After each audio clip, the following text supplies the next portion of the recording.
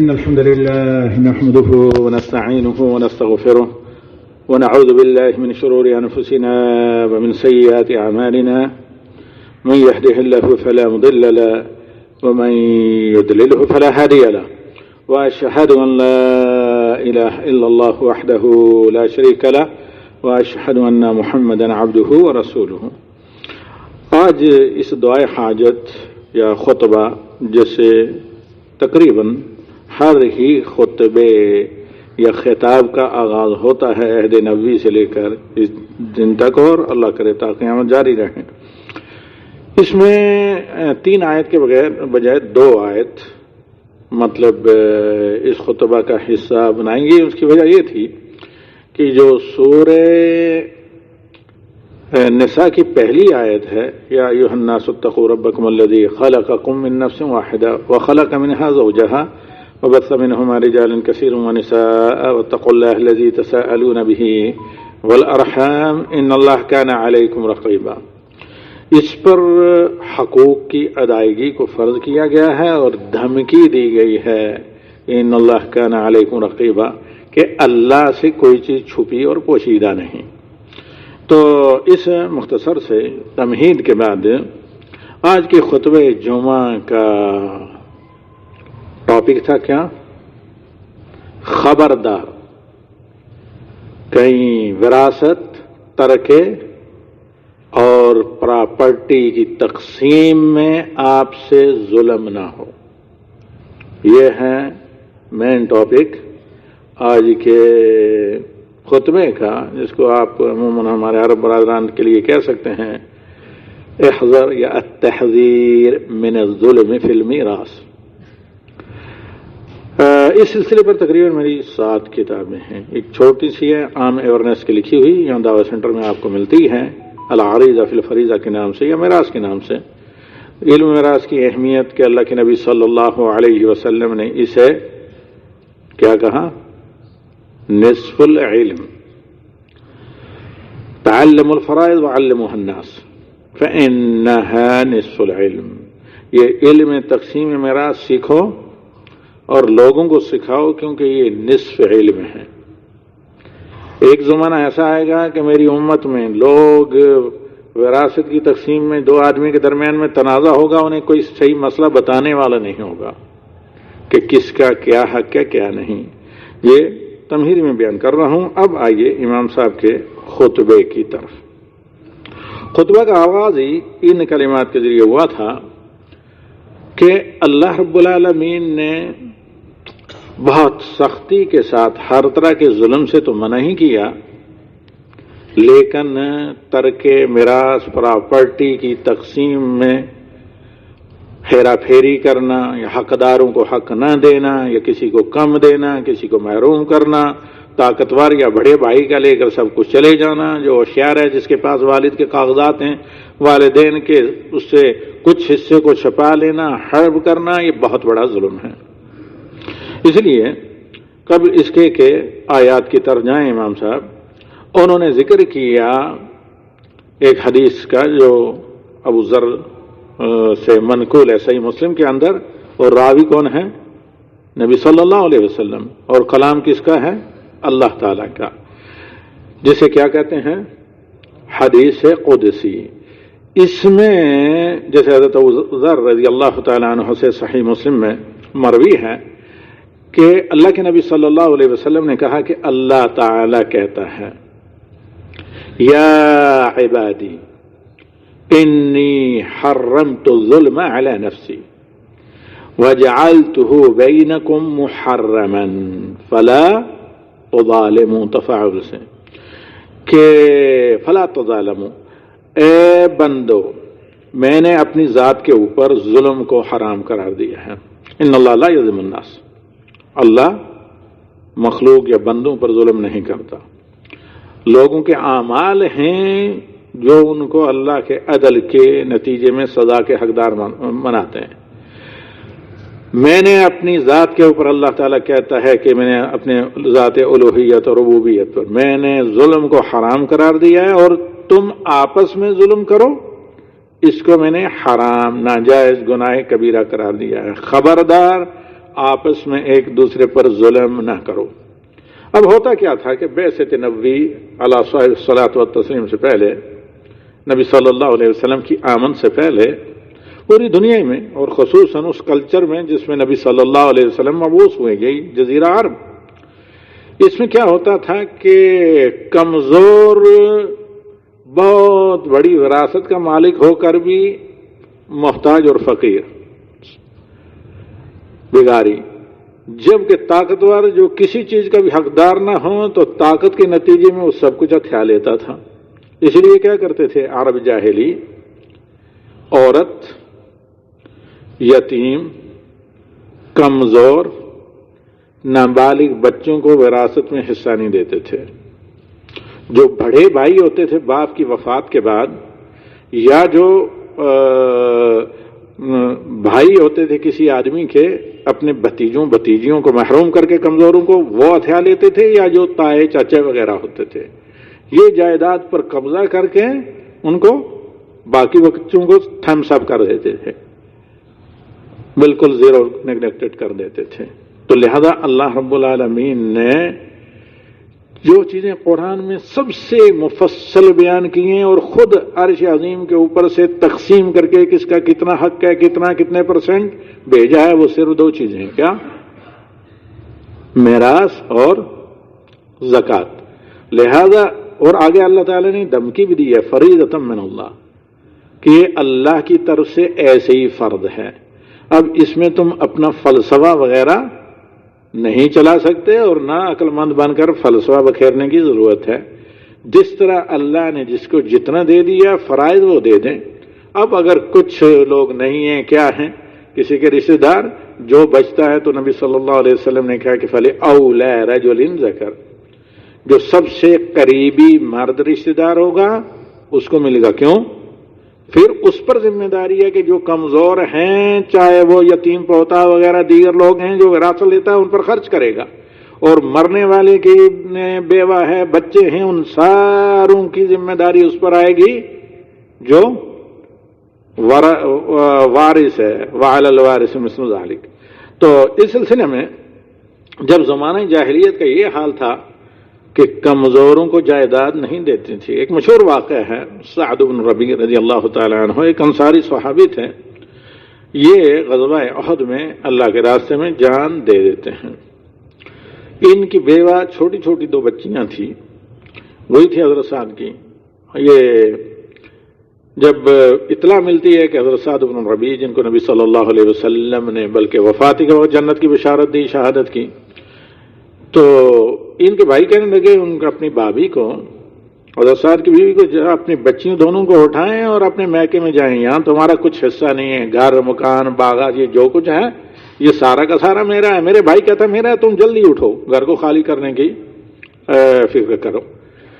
وہ اللہ کی بندی دونوں بچیوں کو ہاتھ سے پکڑتی ہیں اور نبی صلی اللہ علیہ وسلم کے پاس آتی ہیں، کہتے ہیں یا رسول اللہ، دیکھیں آپ کے ساتھ احد میں میرے شوہر سعد کام آ گئے، سعد بن ربیع، اور اب یہ چھوٹی چھوٹی بچیاں ہیں، میں ان کو کہاں لے کر جاؤں، جبکہ سعد کا بھائی یا میرے جو ہیں جیٹھ یا دیور جو بھی تھے، مطلب ان بچیوں کے چاچا، وہ یہ کہتے ہیں کہ بھئی تمہارا کچھ نہیں ہے، تو سب میرے بھائی کا ہے۔ تو نبی صلی اللہ علیہ وسلم ظاہر بات ہے وحی الہی کا انتظار کرتے تھے، ٹھیک؟ تو پھر وہ آیات نازل ہوئیں انہی حضرت سعد کی بیوہ کی اس مشکل اور پرابلم کو حل کرنے کے لیے، جو آپ نے دوسری رکعت میں سورہ فاتحہ کے بعد سنی۔ اور یہ بہت اچھا ہے کہ کہیں تقریباً چند مہینوں سے سلسلہ یہ چل رہا ہے کہ جو خطبہ جمعہ کا ٹاپک ہوتا ہے اسی سے ریلیٹڈ یا اسی سے متعلق آیات تلاوت ہوتی ہیں، تو اس لیے غور سے سنا کریں۔ آج جو خطبہ تھا اسی سے متعلق اور اسی موضوع سے ریلیٹڈ آیات ریسائٹ یا تلاوت کی گئیں، پہلی رکعت میں بھی اور دوسری رکعت میں بھی۔ پہلی رکعت میں للرجال نصیب مما اکتسبوا وللنساء نصیب مما اکتسبنا، اور آگے اللہ تعالیٰ کہتا ہے مما قل او کثر نصیب مفروضہ۔ خیر، یہ وہ آیات ہیں جن نے آ کر زمانہ جاہلیت کے اس ظلم کو کہ بھئی کسی کمزور، کسی عورت کو کوئی حصہ نہیں ملے گا،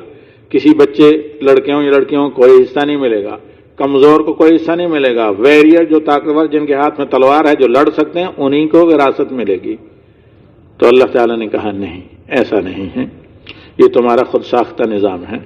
لیکن اللہ کی شریعت عدل و انصاف پر مبنی ہے۔ جیسے نبی صلی اللہ علیہ وسلم کہتے ہیں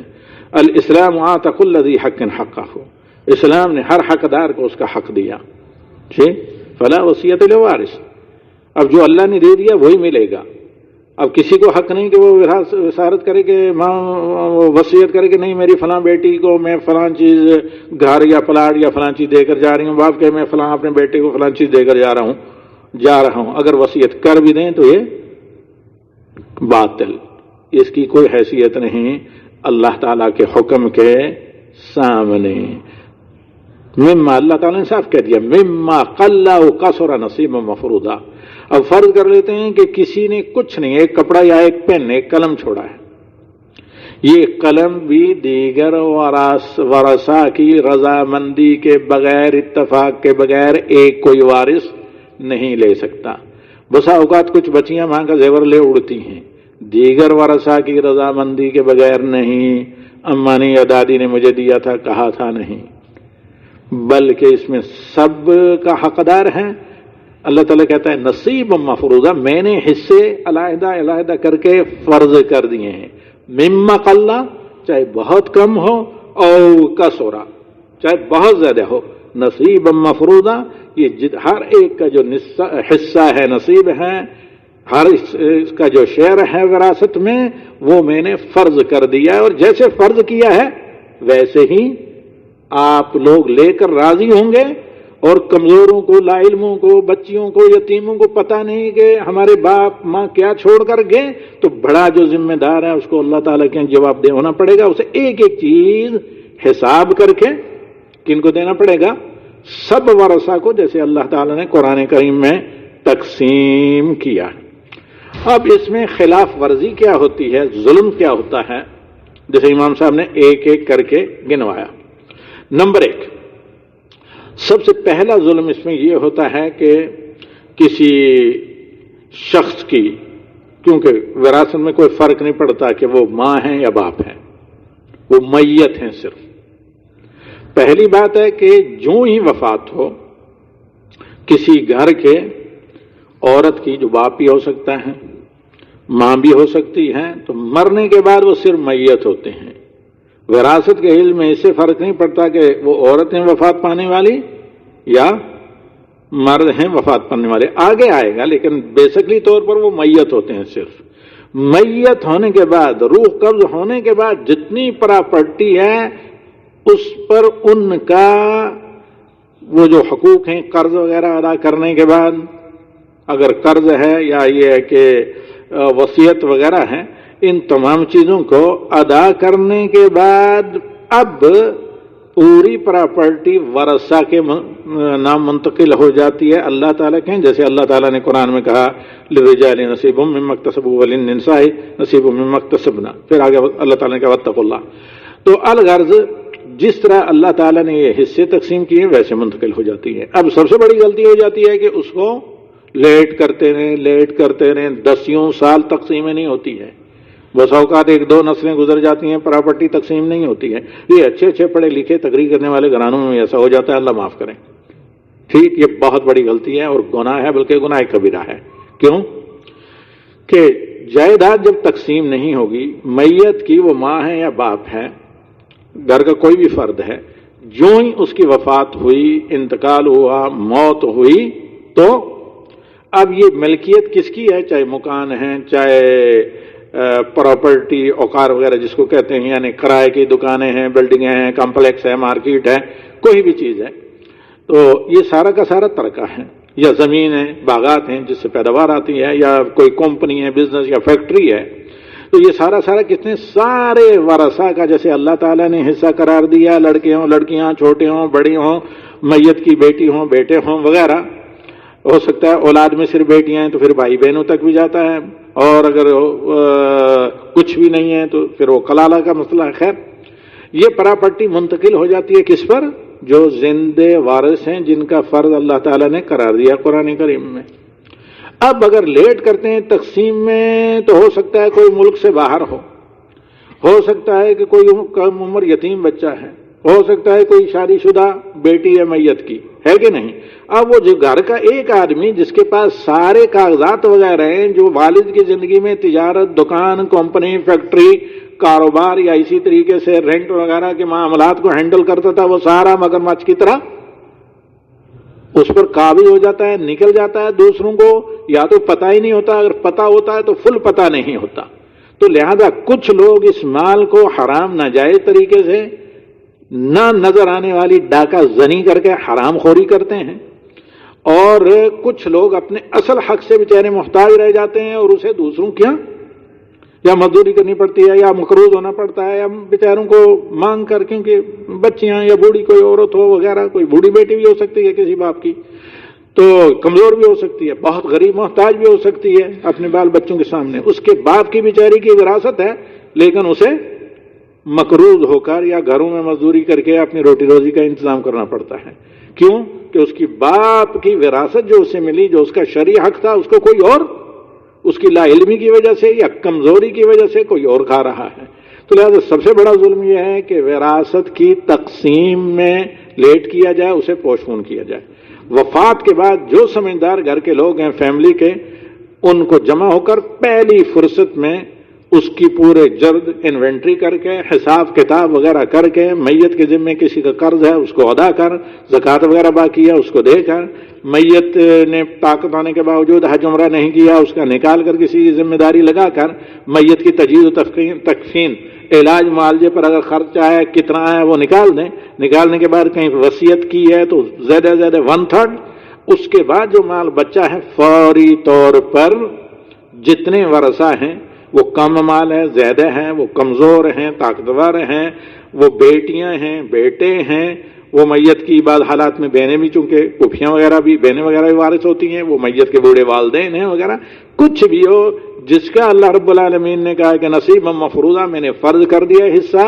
وہ ان کو فوری طور پر دیا جائے، تاکہ کوئی کسی حقدار کا حق، کوئی وہ شخص جس کا کوئی حق نہیں شریعت میں، یا جس کا جتنا حق ہے اس سے زیادہ نہ کھائے۔ پھر یہ کام چوری تو ایک ہے، دوسروں سے چھپا کر کھانا یا دوسروں کی کمزوری کی وجہ سے ان تک نہ دینا، اور حرام خوری بھی ہے جس سے عبادات دعائیں بھی قبول نہیں ہوتی، اور پھر یہ ظلم کیا ہے، اس کا نتیجہ دنیا میں بھگتنا پڑتا ہے، فل اعوذ باللہ، برکت وغیرہ سے آدمی محروم ہو جاتا ہے، صحت کی برکت سے، دین کی برکت سے، مال کی برکت سے، پھر کہتے ہیں خسارہ ہوا، ہر کام میں خسارہ ہی ہو رہا، اور یہ نہیں دیکھتے کہ ہم نے کیا کچھ مطلب کارنامے انجام دیے ہیں۔ دوسرا بڑا جو اس سلسلے میں غلطی ہوتی ہے وہ یہ کہ والدین زندگی میں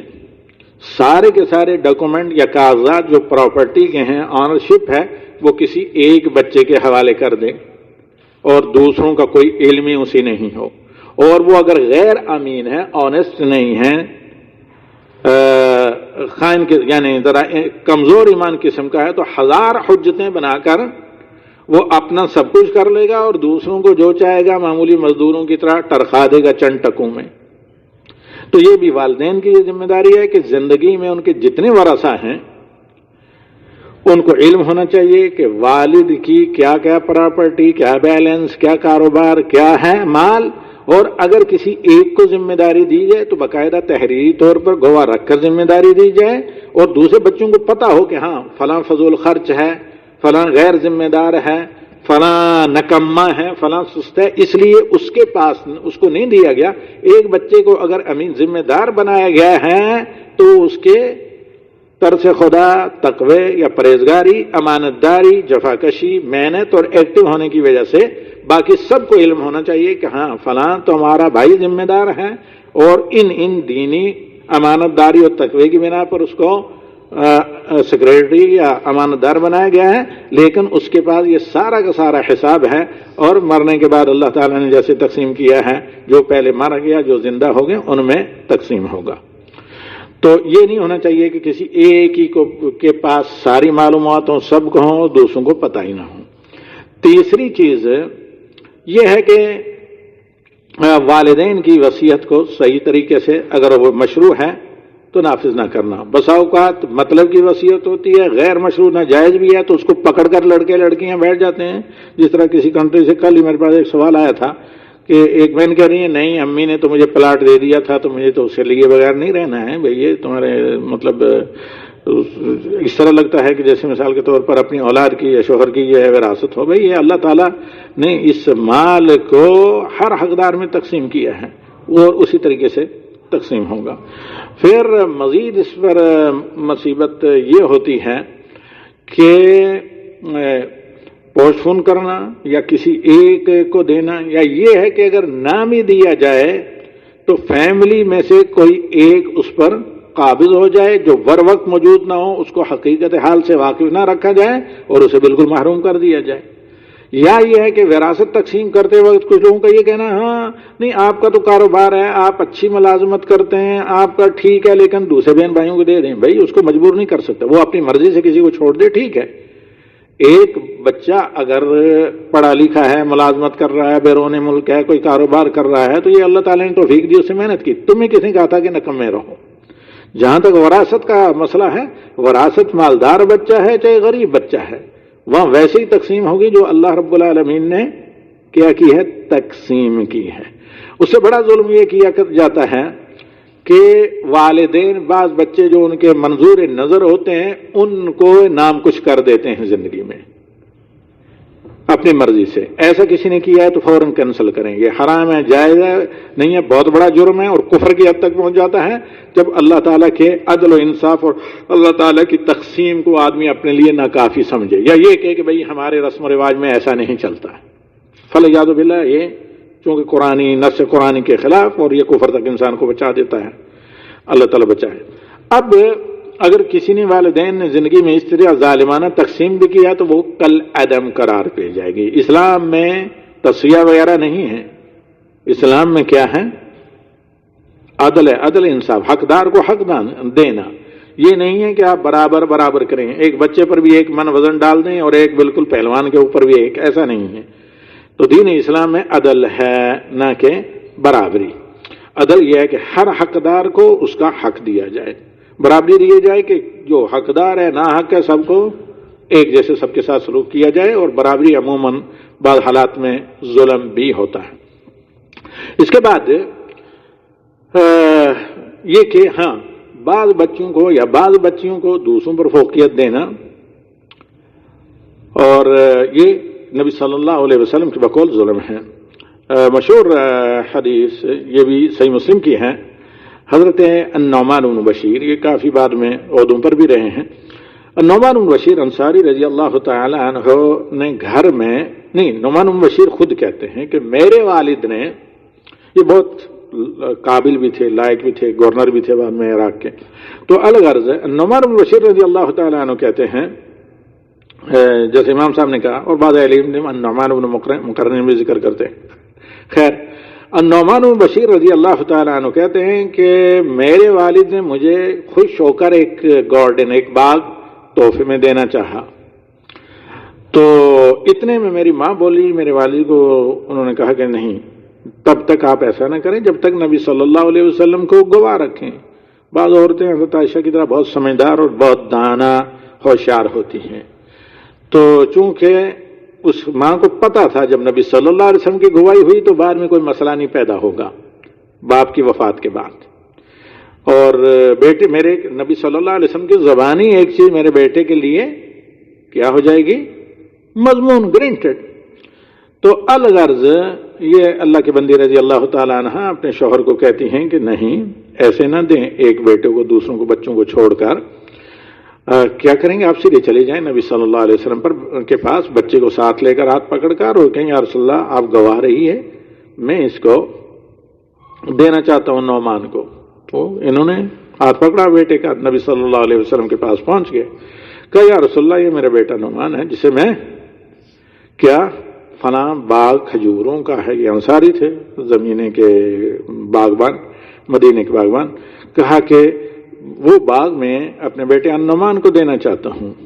تو اتنے میں نبی صلی اللہ علیہ وسلم نے کہا کہ تمہیں اور بھی کچھ بچے ہیں؟ کہا ہاں یا رسول اللہ اور ہیں. کیا سب کو اسی طرح کا ایک باغ دیا ہے؟ کہا نہیں یا رسول اللہ صرف انہیں کو. تو پھر نبی صلی اللہ علیہ وسلم نے کہا کہ انی لا اشہد علی ظلم، میں ظلم پر گواہ رہنے والا نہیں، میں ظلم پر گواہ بننے والا نہیں۔ خود نعمان کہتے ہیں واپس میرے والد آئے اور یہ پروگرام کینسل کر دیا، پھر مجھے جو دینا چاہتے تھے اسپیشلی طور پر، سپریارٹی کے طور پر، امتیازی طور پر، وہ پھر نہیں دیا۔ اس لیے ایک عورت کے مشورے اور سمجھداری سے یہ مسئلہ الحمدللہ بہت آسانی سے حل ہو گیا، ورنہ تو وہ اپنے طور پر جو رسم و رواج چلا آ رہا تھا اس کے مطابق دے دیتے ایک بیٹے اور دوسرے بچے بعد میں وفات کے بعد ہی تنازع ہوتے اور مقدمات اور کیس اور ہزار قسم کی عداوت اور دشمنی۔ تو اس طرح ایسا نہ کریں۔ پھر جو ہے کہ والدین کی وفات کے بعد بہت سے بھائیوں کو چاہیے جو بہنوں کو محروم کر دیتے ہیں وراثت سے۔ نبی صلی اللہ علیہ وسلم فرماتے ہیں انی احرج حق الضعیفین الیتیم والمرأة، میں تمہیں بچنے کے لیے کہتا ہوں کہ کہیں تم حرج کا سامنا نہ ہو، میں تمہیں خبردار کرتا ہوں، میں تمہیں ڈراتا ہوں دو کمزوروں کے حق سے، انہیں کی بدولت تمہیں رزق بھی ملتا ہے، مدد بھی ملتی ہے، جیسے کتب سنن کی حدیث ہے هل ترزقون وانتم تنصرون الا بضعفائکم، یتیم اور عورت۔ تو اب کیونکہ بعض لوگ ایسا کرتے ہیں کہ کمزوروں کو جو باپ کی وفات کے بعد بچے ہوتے ہیں ان کو بلا فسلا کر ٹرخا دیتے ہیں، یا یہ ہے کہ بہنوں کو، اب بہن بیچاری چکی کے دو پارٹ کے درمیان میں، اگر وہ حق مانگتی ہے تو کیا بھائی آسانی سے دینے والا نہیں، عدالت کا دروازہ کھٹکھٹانا پڑے گا، عدالت کا دروازہ کھٹکھٹائے تو قطع رحمی، یا یہ کہ ساری زندگی اپنے والد کی وراثت سے محروم رہ کر غم میں گلتی رہے۔ تو دونوں صورتوں میں بیچارے پر ظلم ہوتی ہے، پھر بد دعا لگے اور اس بھائی کو زندگی میں وہ دیکھنا پڑے جس کے لیے بہن کبھی تیار نہیں تھی، اسی مظلوم کی بد دعا کی وجہ سے۔ تو اس لیے پہلی چیز یہ ہے کہ اللہ سے ڈرنا چاہیے، یہ اللہ تعالیٰ کی تقسیم ہے، اور جیسے اللہ نے تقسیم کیا ہے وہاں ہر حقدار کو، چھوٹا بچہ یتیم ہے، بہن ہے، عیال بار ہے، مالدار ہے، نہیں ہے اللہ یہ کہ وہ خود وتھڈرا کرے کہ ہاں مجھے نہیں لینا۔ تو اگر سب کو حق دیا جائے، نہیں دیا جا سکتا ہے تو وہ سمجھ سوچ کر اچھے